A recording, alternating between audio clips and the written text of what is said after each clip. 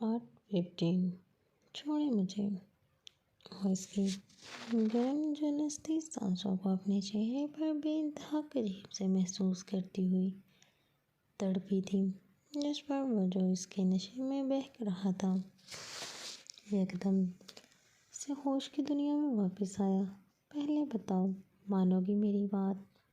وہ آنکھیں چھوٹی کرتے ہوئے اس پر اپنی گرفت ڈھیلی کر گیا تھا، مگر تھی اب بھی وہ اسی کی قید میں ہی تھی۔ طویل ایک نظر اسے دیکھا، وہ اب تک بے انتہا قریب تھا ایک اجنبی کی۔ اس قدر قربت پر وہ شرم سے پانی ہو رہی تھی۔ آپ کو پرابلم کیا ہے؟ آپ کیوں مجھے فورس کر رہے ہیں؟ بھلا میں کیوں مانوں آپ کی بات؟ کہتا تو ہے دگنا منافع ملے گا، اور کتنی بار سمجھاؤں؟ آتش نے بغور اس کا جائزہ لیا۔ اس کی مضبوط گرفت کی وجہ سے طویل کو گھبراہٹ محسوس ہو رہی تھی۔ اس کی نازک سی دودیا گردن پر پسینے کی ننھی بوندیں آتش کے جذباتوں کو بھڑکنے پر اکسا رہی تھیں۔ میں ایسا نہیں کر سکتی، آپ بات سمجھیں۔ ہمارے اونر نے ڈیل سائن کر دی ہے اور ایڈوانس پیمنٹ بھی ریسیو کر لی ہے۔ ڈیل کینسل بھی تو ہو سکتی ہے۔ سائن کیے گئے پیپرز کو آگ بھی تو لگائی جا سکتی ہے۔ مسٹر طبیر علی، خیر آپ بس اپنی طرف سے رضامندی ظاہر کریں، آگے کا کام بھی سنبھال لوں گا۔ وہ کہتا ہوا اس سے دور ہوا۔ اگر وہ ایسا نہ کرتا تو اپنے جذباتوں پر کیا قابو رکھو بیٹھتا۔ طبیر نے جلدی سے اپنا دوپٹہ کاندھے پر ٹھیک کیا اور پھر اسے اس کی نیلی آنکھوں میں دیکھنے لگی۔ نہ جانے وہ اتنا خوبصورت کیوں تھا۔ میں ایسا بالکل بھی نہیں کروں گی۔ اگر آپ کو کوئی مسئلہ ہے تو آپ میرے اونر سے جا کر کہیں، نہ کہ یوں اس طرح نامناسب طریقے سے مجھے تنگ کریں۔ وہ قربان ہونے کو تھا اس کی معصومیت پر۔ آتش نے یک دفعہ مسکراہٹ اچھالی تھی، جس پر وہ اسے گھورنے لگی تھی۔ مس طبیر، ابھی آپ نے میرا تنگ کرنا دیکھا ہی کہاں ہے۔ بات کو سمجھنے کی کوشش کریں، یہ کام صرف آپ ہی کر سکتی ہیں۔ وہ کیا ہے؟ نہ میں چاہوں تو ایک سیکنڈ کے اندر آپ کے اونر کو اس کی اوقات یاد دلا دوں، مگر میں چاہتا ہوں آپ خود سے انکار کرو۔ انہیں کہوں کہ آپ اس کے کام سے سیٹسفائی نہیں ہیں۔ آتش نے اپنے نچلے ہونٹ پر شہادت کی انگلی پھیرتے ہوئے کہا۔ طبیر کو وہ اس وقت ڈھیٹ انسان ہی معلوم ہو رہا تھا۔ دیکھیں پلیز، آپ مجھے فورس نہ کریں۔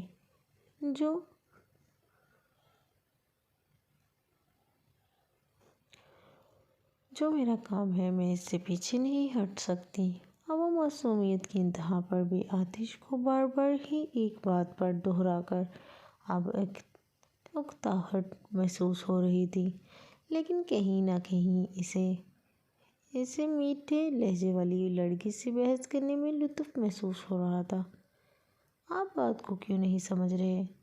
اس بار اس نے سختی سے کہا، جس پر وہ 2 قدم پیچھے ہوئی، کیونکہ واقعی اب آتش کو غصہ آنے لگا تھا۔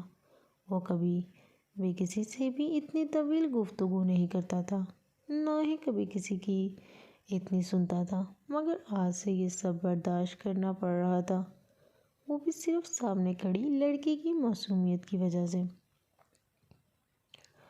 آپ بھی تو نہیں سمجھ رہی میری بات، طبیر نے بیزار لہجے میں کہا، جس پر وہ پیشانی رگڑنے لگا۔ دیکھو طبیر علی، میں اب آخری بار کہہ رہا ہوں، میری بات مان لو۔ مجھے مجبور نہ کرو کہ مجھے ایک عورت ذات سے مقابلہ کرنا پڑے جو مردانگی پر داغ ہو۔ وہ اسے سخت لہجے میں کہنے لگا، جس پر طبیر آئی برو کا زاویہ بنانے اسے دیکھنے لگی اور جو دن دہاڑے آپ جھوٹ کی بنیاد پر مجھے یہاں بلا کر میرے ساتھ زبردستی کر رہے ہیں، یہ کیا ہے؟ یہ مردانگی ہے؟ اس بار وہ آتش کے غصے کو مزید ہوا دے رہی تھی۔ وہ آئی بروز کاہے سے گھورنے لگا۔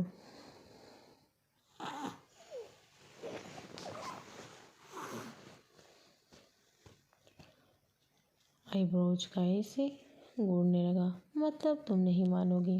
آپ کو جو سمجھنا ہے سمجھے، مگر میں اپنے بیچ کے ساتھ کوئی دھوکہ نہیں کروں گی۔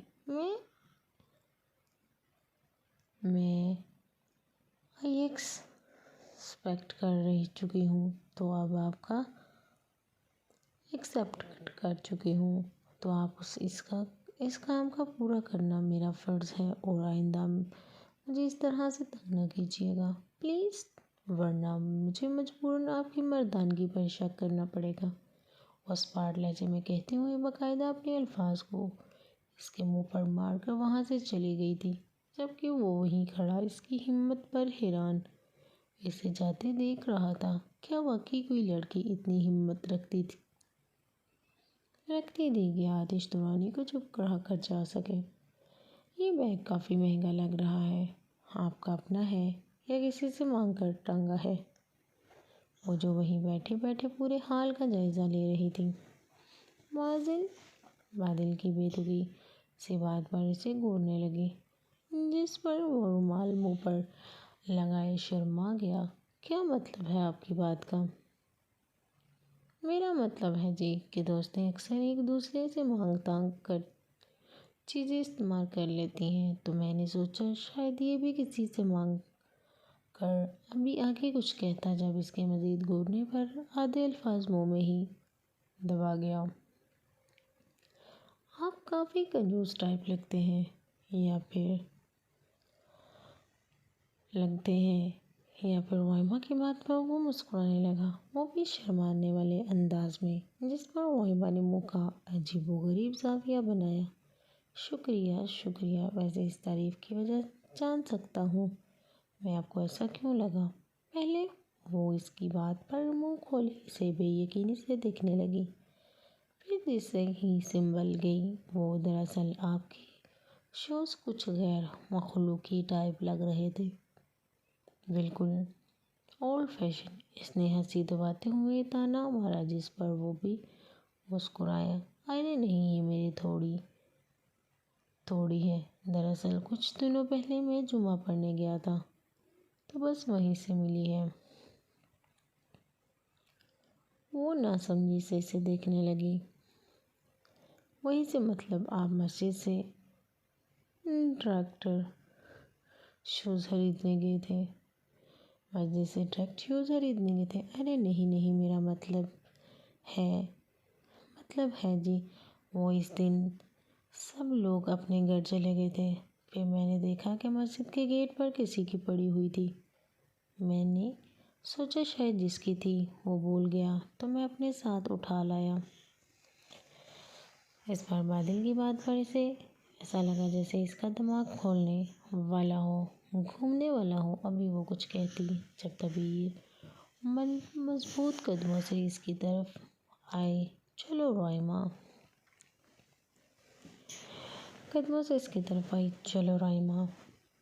چلو چلتے ہیں۔ وہ اسے سوال کرنے کا موقع دیے بنا ہاتھ پکڑ کر اسے وہاں سے لے گئی، جبکہ رائما کو اس کی کیفیت عجیب لگ رہی تھی۔ وہ لوگ اب اس کے فارم ہاؤس سے بہت دور آ گئے تھے۔ کبیر، کیا ہوا یوں اچانک؟ کچھ بتاؤ گی؟ کچھ نہیں ہوا، گاڑی ہوا سے رفتار میں اڑ رہی تھی، جس سے اس کے بال بھی اڑ رہے تھے۔ مگر تمہاری ڈیل کیا اتنی جلدی ختم ہو گئی؟ نہیں ہوئی کوئی ڈیل، یہ سب جھوٹ تھا۔ کیا جھوٹ تھا؟ کیا کہہ رہی ہو تم؟ کون سی نیو ایکٹریس تھی وہ؟ رائما کو اس کی کوئی بھی بات سمجھ نہیں آ رہی تھی، کیونکہ وہ کچھ گھبرائی ہوئی لگ رہی تھی۔ رائما، وہ کوئی ایکٹریس نہیں تھی، ایکٹر تھا۔ وہ کیا؟ تبیر کے کہنے کی دیر تھی جب وائمہ کی آواز پر ڈرائیور بھی پیچھے دیکھنے لگا۔ تم کیا کہہ رہی ہو؟ سنو، کیا واقعی وہ ایکٹر تھا؟ تو ہنی نے ہم سے جھوٹ کیوں کہا تھا؟ شاید خود بھی یہ بات نہیں جانتی تھی، وہ سب سازش تھی۔ تبیر نے اپنے بالوں کو بینڈ کی مدد سے کور کرتے ہوئے کہا، مگر سنو، اس ایکٹر نے ایسا کیوں کیا؟ کون تھا وہ؟ سنو، اس ایکٹر نے ایسا کیوں کیا؟ کون تھا وہ؟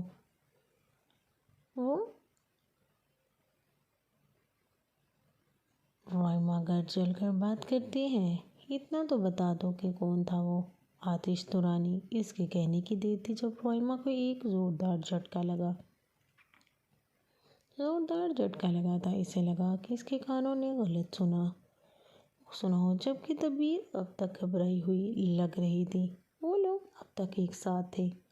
آئزل اب کافی بہتر محسوس کر رہی تھی۔ دریز نے اب تک اسے سینے سے لگایا ہوا تھا، ابھی وہ لوگ یوں ہی ایک ساتھ تھے جب دریز کا موبائل بجا، جس سے وہ لوگ ایک دوسرے سے دور ہوئے۔ بس، یس مائی بوائے۔ دریز بات کرنے میں مصروف تھا، جبکہ آئزل اب تک سرگرٹ پھینک چکی تھی۔ اور وہاں یاد آیا، آج تو پارٹی رکھی تھی نا، چلو ٹھیک ہے، ملتے ہیں پھر۔ کچھ دیر بعد دریز کی بات پر آئزل اسے دیکھنے لگی، تب اسے یاد آیا کہ آج تو کلاس والوں نے دریز کے لیے پارٹی رکھی تھی۔ نہیں، فکر نہ کرو، آئزل کو میں ساتھ لے کر آؤں گا۔ وہ اپنی بات مکمل کر کے فون بند کر گیا، جبکہ اب وہ اس کی طرف متوجہ تھا۔ وہ بھی اسی کو دیکھ رہی تھی۔ آئزل، کیا تمہیں یاد ہے آج؟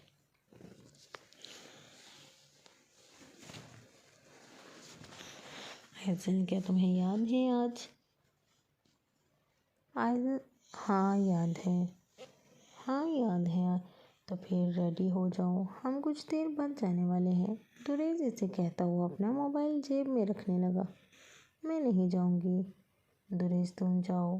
بٹ مگر کیوں؟ دریز کو اس کے نہ جانے کا سننا ناگوار گزرا تھا۔ دریز، میرا موڈ نہیں ہے، بس میں واپس ہاسٹل جاؤں گی۔ پھر کل مجھے ڈیڈ سے بات کر کے ہوٹل شفٹ ہونا ہے، وہ دھیمے لہجے میں کہتی ہوئی کار کی فرنٹ سے اتری، جبکہ وہ بھی ساتھ ہی اترا تھا۔ کل کا کل دیکھا جائے گا، فی الحال تم میرے ساتھ چل رہی ہو، بس بات ختم۔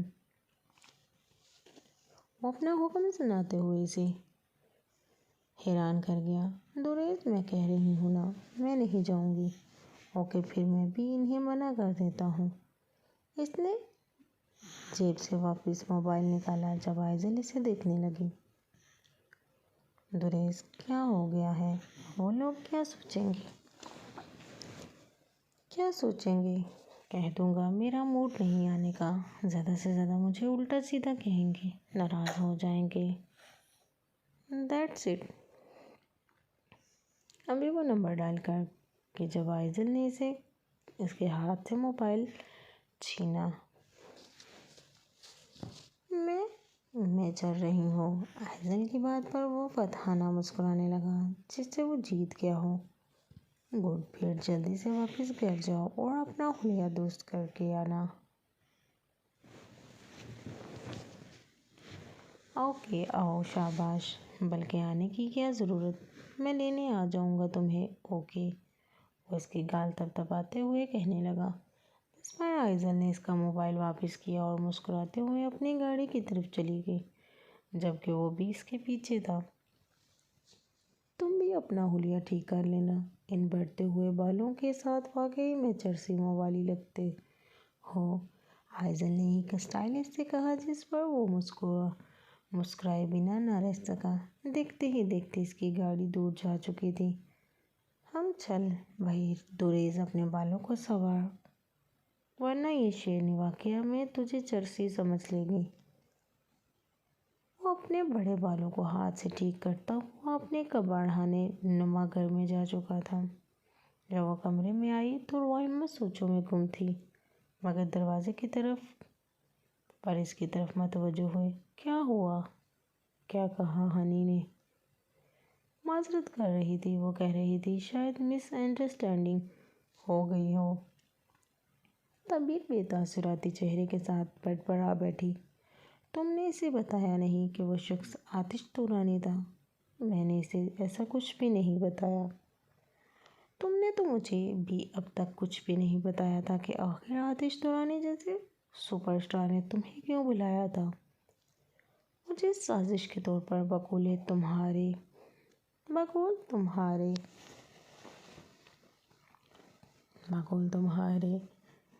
روائمہ بڑی حیرانگی سے پوچھنے لگی، جس پر طبیر اسے دیکھنے لگی۔ یار مجھے خود سمجھ نہیں آ رہا، آخر وہ چاہتا کیا ہے؟ پاگل لڑکی، پہلے یہ تو بتاؤ کیا ہوا تھا آخر؟ طبیر کو پتہ تھا کہ روائمہ سب کچھ جان کر رہے گی، اس لیے اس نے روائمہ کو A to Z سب کچھ بتایا، جسے وہ بڑی دلچسپی سے سن رہی تھی، جیسے کوئی لیک ہوا پیپر ہو۔ واو، کیا واقعی؟ اوف اللہ، تم نے اسے اتنا کچھ کہہ دیا؟ کیسے؟ میں ہوتی نہ تو وہی کھڑی کھڑی اسے تکتی ہی رہتی۔ اوف، کتنا ہینڈسم ہے یار۔ وہ ہے پاگل لڑکی، مجھے اسی وقت بتا دیتی نہ کہ وہ آتش ہے تو میں اس سے مل ہی لیتی۔ اور روائمہ اپنی عادت سے مجبور بولی چلی جا رہی تھی، مگر بریک تو اسے تب لگا جب طبیر اسے گھورنے لگی۔ بس ہو گئی تم اسٹارٹ، اپنے دوست کا ساتھ دینے کے بجائے تم اس کے حسین حسن کی تعریفیں کر رہی ہو۔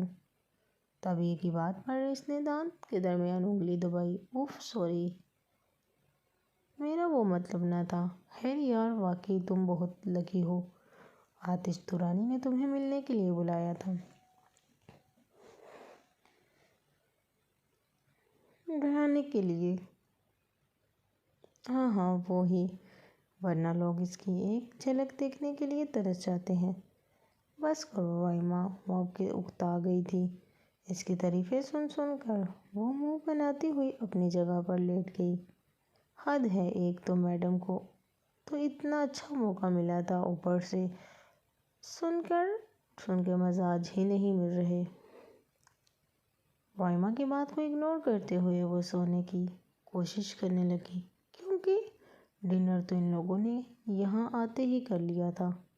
اچھا سنو سینیوریٹا، اب کیا ہے؟ طبیر نے سختی سے کہا، جس پر وہ سر کھجانے لگی۔ یار وہ کیا ہے نا، میں کہہ رہی تھی کہ جلدی بولو۔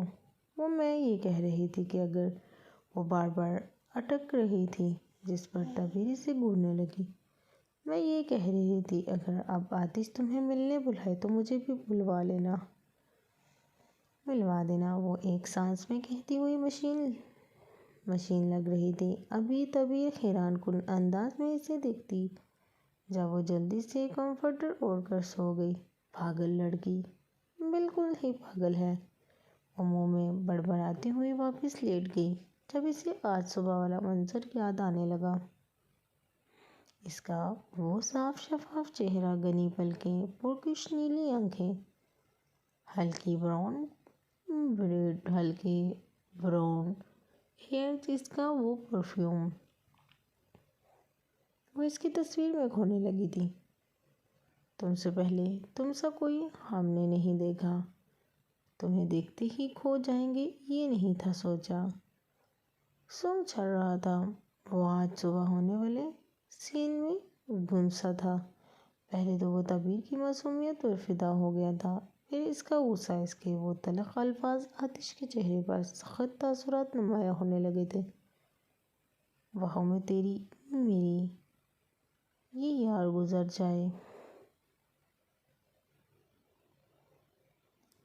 تجھ میں ہی کہیں پہ میری صبح بھی گزر جائے۔ مگر جب اس کے وہ پسینے کی ننھی بوندوں سے بھیگی اس کی وہ نازک سی دھندیا گردن یاد آنے لگی تو یک دم اس کے جذب جذبات بدلنے لگے۔ نہ جانے اس کا دل کیوں ضد کر رہا تھا کہ وہ ایک بار پھر اس کا دیدار کرے۔ ایسے نہ مجھے تم دیکھو، سینے سے لگا لوں گا، تم کو میں چرا لوں گا، تم سے دل میں چھپا لوں گا۔ اچانک اسے اس کی مدھم سی سانسوں کی مہک محسوس ہوئی۔ اس انتہائی حسین یک طرفہ مسکراہٹ اس کے لبوں پر آئی۔ وہ آنکھیں بند کیے صوفے کی پشت پر سر ٹکا گیا۔ بہت ضدی ہو تم، میرا دل کر رہا ہے ایک بار پھر تمہاری ضد دیکھی جائے۔ آنکھیں بند کی وہ دھیمی سی آواز میں خود کلامی کرنے لگا۔ ماننا پڑے گا، کچھ تو ہے تم میں طبیر علی، جو آتش نورانی کو خاموش کرا گئی تھی تم۔ وہ آتش نورانی تھا، کوئی بھی اس کی اجازت کے بنا اسے اف بھی نہیں کہہ سکتا تھا، مگر آج وہ ایک عام سی لڑکی کے آگے خاموش ہو گیا تھا۔ کیا یہ تمہارا غرور تھا یا پھر انا؟ وہ زیر لب کہنے لگا۔ جو بھی تھا، مگر اب تم سے ملنا ضروری ہو گیا ہے۔ میں آتش نورانی طبیر علی، تم میں چھپی وہ بات سامنے لا کر رہوں گا جسے اب تک سمجھا نہیں جا سکا۔ اپنے ٹیلنٹ پر وہ آج کی ریکارڈنگ دیکھ رہا تھا، جس میں تعبیر اس کی گرفت سے قید اس کی انتہائی قریب تھی۔ اگر تم نے میری بات خوشی خوشی مان لی تو ٹھیک ہے، ورنہ آتش نورانی تمہیں اپنے طریقے سے سمجھائے گا۔ آئی سوے، تمہیں ماننا بھی پڑے گا، جھکنا بھی پڑے گا، اور ضروری ہوا تو تمہیں ٹوٹنا بھی پڑے گا۔ وہ ریکارڈنگ پوز کر کے زوم کر کے تعبیر کی نیک دیکھنے لگا۔ اسے سمجھ نہیں آ رہا تھا اور وہ ایسا کیوں سوچ رہا تھا۔ وہ کیا چاہ رہا تھا؟ اپنی مرضی کا مالک تھا، جب اس کا دل کرے جو اس کا دل کرے، بنا سوچے سمجھے وہ کر جاتا تھا۔ آج پھر سے وہ اپنے دل کی سن کر تعبیر سے ملنے کا ارادہ رکھتا تھا۔ اف، یہ لڑکیاں بنا کتنا وقت لگاتی ہیں تیار ہونے میں۔ وہ کھڑکی کے نیچے کھڑا کب سے اس کا انتظار کر رہا تھا، مگر اس کا اب تک کچھ پتہ نہیں تھا۔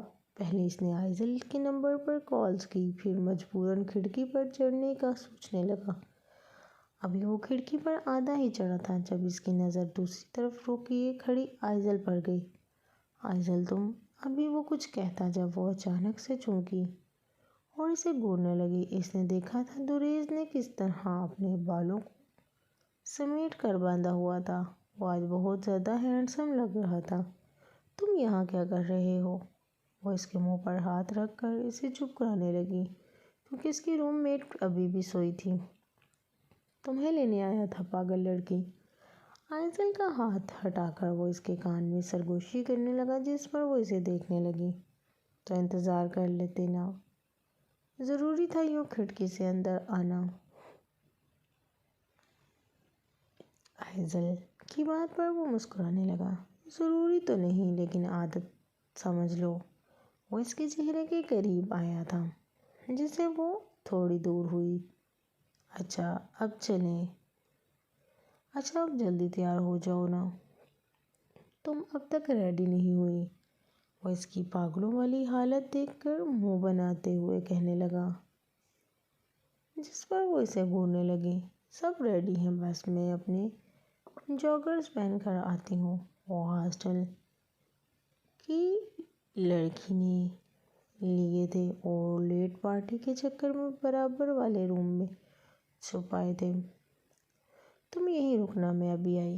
وہ بنا کچھ کہے اس کی سنتا رہا جب آئزل دھیمے قدموں سے دروازہ کھولتے ہوئے وہاں سے دوسرے روم میں چلی گئی۔ جب دریز کی نظر اس بیڈ پر سوتی ہوئی معصوم سی لڑکی پر گئی، جو دنیا جہاں سے بیگانی ہو کر خوابوں میں گم تھی، وہ دھیمے قدموں سے چلتا ہوا اس کے قریب گیا۔ حریم نے کمفرٹر سے خود کو کور کیا ہوا تھا، مگر چہرہ اس کا واضح تھا۔ دریز اس کے سرہانے بیٹھے اسے دیکھ رہا تھا۔ وہ آج بھی کتنی معصوم سی لگتی تھی۔ دریز نے اس کے چہرے پر بکھرے بالوں کو اپنی شہادت کی انگلی سے ہٹایا، جس سے اس کے چہرے پر بیداری والے تاثرات نمایاں ہونے لگے۔ وہ اس وقت بھی بہت معصوم سی ڈول ہی لگ رہی تھی۔ بے ساختہ دریز کے چہرے پر خوبصورت سی مسکراہٹ آئی، جسے وہ دبا نہ سکا۔ اس نے جھک کر اس کے ماتھے پر بوسہ دیا۔ ابھی وہ مزید اس کے پاس بیٹھتا جب اسے کسی کے قدموں کی آہٹ سنائی دی۔ وہ جلدی سے اٹھ کر وہی پوزیشن پر آ کھڑا ہوا جب وہ جوگرز پہننے اس کی طرف بیٹھی۔ چلو، تم تیار ہو؟ نہیں تو کیا، چینج کر تو لیے کپڑے۔ وہ جلدی سے اس کا ہاتھ پکڑے کھڑی کھڑکی کی طرف لے جانے لگی جبکہ وہ اس کے بعض بار تمیز سے اترنے کے بجائے اوپر سے چھلانگ لگا کر کودا تھا، جس پر آئزل کا منہ کھلا کا کھلا رہ گیا تھا۔ وہ خود پائپ پکڑ کر نیچے آنے لگی تھی۔ یہ کیا طریقہ تھا؟ اٹس ناٹ آ طریقہ، it's my style dare it. وہ بائیک کی طرف بڑھا جس پر جب آئزل اس کے ساتھ ساتھ چلنے لگی۔ ڈار، بھول گئی، میں نے کہا تھا نا، تمہیں ڈارلنگ کہنے کا حق صرف مجھے ہے۔ وہ آنکھ مارتا ہوا اس کی ہوش اڑا گیا جبکہ وہ بنا کچھ کہے اس کے پیچھے بیٹھ گئی۔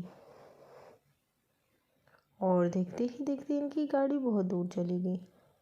کم آن یار، چلا کرو۔ وہ لوگ سب ڈانس میں مصروف تھے جبکہ حسب عادت اس کے ہاتھ میں شراب کے گلاس تھے۔ اور الگ بات تھی کہ وہ شراب پی نہیں رہے تھے، صرف نمائش کر رہے تھے۔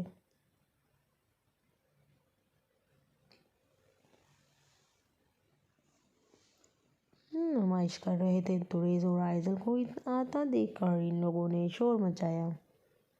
دوریز براؤن شکر آپ آ گئے، ورنہ ہمیں لگ رہا تھا کہ آپ نہیں آنے والے، اور یہ اتنا سارا باربیکیو ہمیں اکیلے کھانا پڑے گا۔ ان میں سے ایک چھوٹا لڑکا جو دوریز کو سب سے زیادہ پسند کرتا تھا قریب آ کر کہنے لگا جب دوریز اس کے ہاتھ میں ڈرنک دیکھ کر اسے سخت تاثرات لیے گھورنے لگا، جس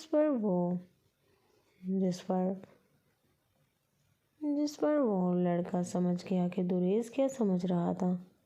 ارے دوریز بھائی، سچ میں یہ والی ڈرنک نہیں ہے، یہ تو جوس ہے، لیکن یہ جو باقی لوگوں کے ہاتھ میں ہے یہ شراب پی رہے ہیں، وہ ابھی اصل والی۔ سچ میں، وہ بڑی معصومیت سے کہتا ہوا دوریز کو مسکرانے پر مجبور کر گیا۔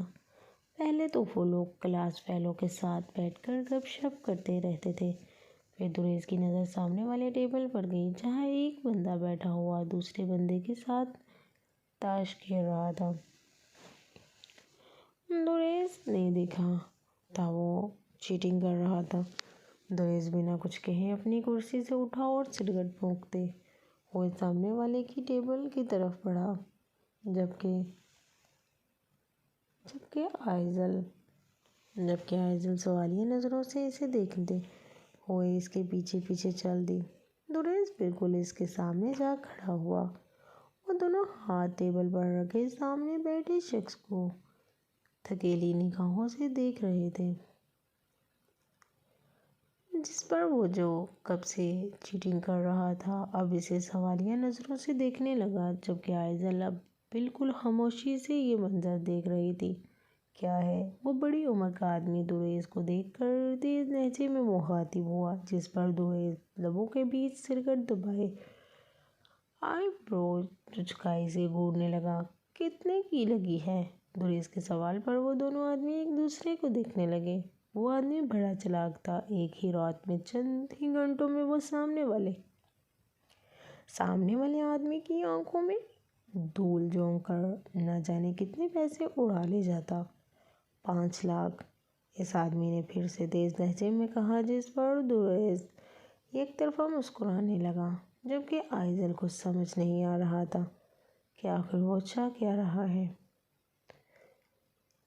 اے لڑکے، تم ہمارے درمیان کیوں آ رہے ہو؟ تمہیں نظر نہیں آ رہا کہ ہم مصروف ہیں؟ دوسرا آدمی تپتے ہوئے بولنے لگا کیونکہ وہ پچھلے 10 منٹ سے ماد کھائے جا رہا تھا۔ اب اس کے سر پر غصہ سوار تھا، مگر دوریز نے اس کی بات کو نظر انداز کر دیا۔ اب وہ خاموشی سے بیٹھا تھا، تماشا دیکھ رہا تھا۔ اب تمہاری باری ہے، پھینکو پتہ، یہ لو۔ دوریز نے پھر سے دیکھا وہ کس طرح سے بڑی آسانی سے چیٹنگ کر رہا تھا، مگر دوریز کی نظریں خود پر مرکوز دیکھ کر اسے ایسا کرنے میں اب مشکل پیش آ رہی تھی۔ اس نے ایک کارڈ پھینکا اور سامنے والا بندہ غصے سے سر ٹپنے لگا گیا، کیونکہ وہ ایک بار پھر سے بازی ہار چکا تھا، جبکہ دوریز آنکھیں چھوٹی کیے اس شخص کو دیکھ رہا تھا جو اپنی جیت کی خوشی میں اب مسلسل ہنس رہا تھا۔ میرے ساتھ کھیلو گے؟ دوریز اس شخص سے مخاطب ہوا جس پر وہ دوریز کو دیکھنے لگا۔ کتنے کی لگاؤ گے؟ 10 پر 20 لاکھ۔ دوریز کی بات سن کر آئزل بے یقینی سے اسے دیکھ رہی تھی۔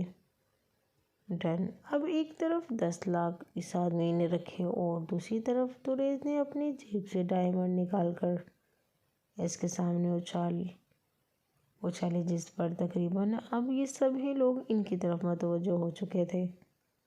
وہ آدمی آنکھیں پھاڑ پھاڑ کر دوریز کے ہاتھوں میں اچھلتے ڈائمنڈ کو دیکھ رہا تھا۔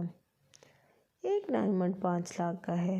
دوریز نے اس مخملی سی تھیلی میں سے 2 ڈائمنڈ نکال کر سامنے رکھے، باقی کے واپس اپنی جیب میں رکھ لی، جبکہ آئزل حیران تھی کہ آخر اس کے پاس ڈائمنڈ آئے کہاں سے۔ منظور ہے، مجھے منظور ہے۔ اپنی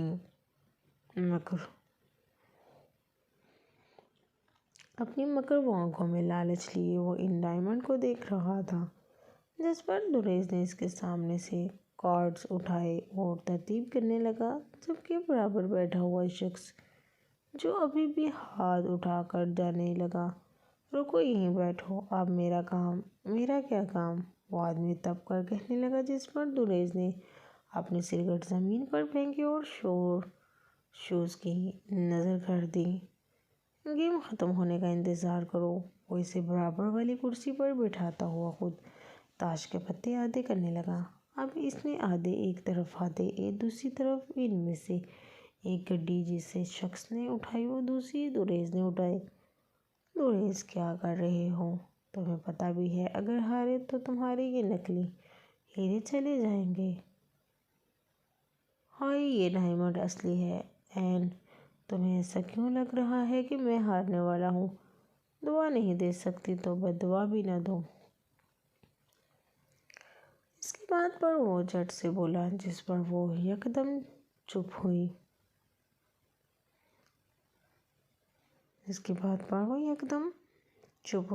بد دعا نہیں دے رہی، سمجھا رہی ہوں، مجھے سمجھو تم۔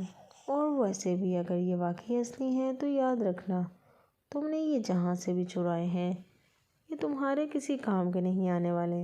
وہ ایک ادا سے کہتی ہوئی وہ اپنے گلے میں پہنے ہوئے لاکٹ ٹھیک کرنے لگی، جس پر دوریز اسے آنکھیں چھوٹی کرتے ہوئے دیکھنے لگا۔ ایسے کیا دیکھ رہی ہو؟ اسٹارٹ۔ وہ کہتا ہوا اپنی گیم میں مصروف ہو گیا، جبکہ اب سین کچھ یوں تھا کہ دوریز سامنے بیٹھے شخص پر نظریں گاڑے بیٹھا تھا، جس شخص کی وجہ سے وہ بیچارہ تو کھیل بھی نہیں پا رہا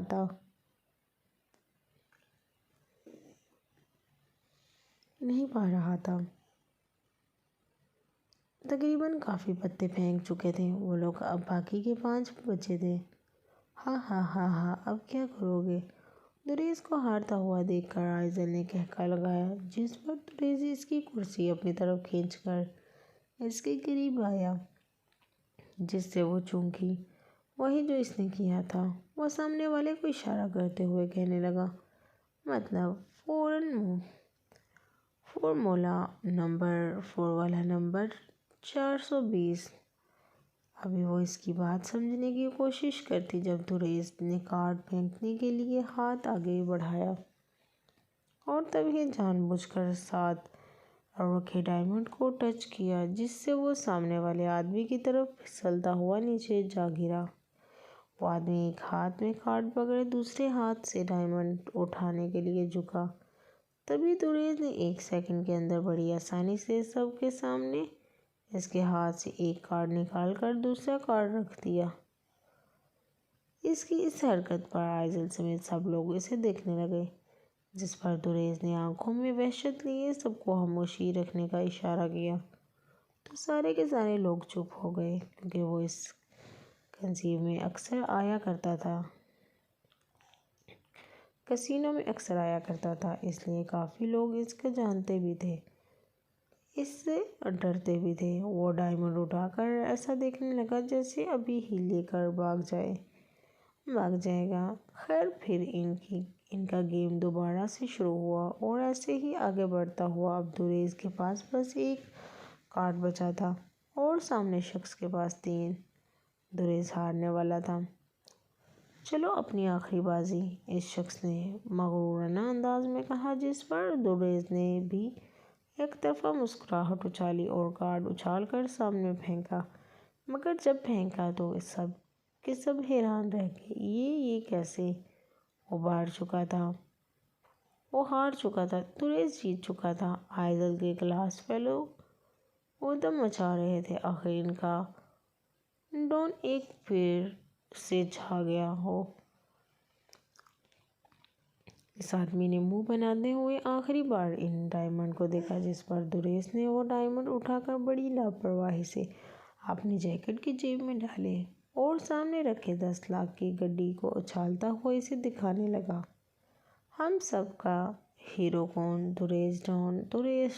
ایک نیا نعرہ لگایا گیا، جس پر وہ یکدم مسکراہٹ لیے کرسی سے اٹھا، جبکہ وہ شخص جو پہلے ہار چکا تھا اب تھوڑا مطمئن تھا، کیونکہ جس کے پاس اس کے نوٹ گئے تھے اس کام اس کے بھی نہیں آئے تھے۔ دریز نے ایک نظر اسے دیکھا اور 5 لاکھ کی گڈی اس کی طرف اچھالی، جس پر وہ حیران ہوا۔ مگر یہ رکھ لو، اس شخص نے جیت کر گیم جیتنا تھا اور میں نے اس کے ساتھ 420 کر کے تمہارے پیسے واپس دلا دیے۔ وہ اس کے کان میں سرگوشی کرتا ہوا اس کے کاندھے پر تھپکی دے کر اپنے ہاتھوں میں 5 لاکھ کی گڈی اچھالتا ہوا وہاں سے واپس اپنی ٹیبل پر چلا گیا، جبکہ وہ شخص بہت خوش تھا۔ تم سب کے پیپرز کے بعد ایک پارٹی تم سب کے لیے میری طرف سے۔ دریز کی بات پر سب کے سب شور مچانے لگے، جبکہ دریز آئزل کو دیکھ رہا تھا۔ آئزل واقعی اسے کچھ اور ہی سمجھتی تھی، مگر وہ تو کوئی بہت ہی پہنچی ہوئی چیز نکلا تھا۔ ماننا پڑے گا، اول درجے کے 2 نمبر آدمی ہو تم۔ آئزل کی بات پر وہ مسکرایا تھا۔ نیکسٹ پارٹ جاری ہے۔ پلیز آپ کو میرا ناول پسند آیا تو میرے ناول کو سبسکرائب اور بیل کو پریس کریں تاکہ میری آنے والی ویڈیو آپ تک پہنچ سکے، اور میرا ناول پسند آیا تو کمنٹ میں ضرور بتائیے گا۔ اوکے، اللہ حافظ۔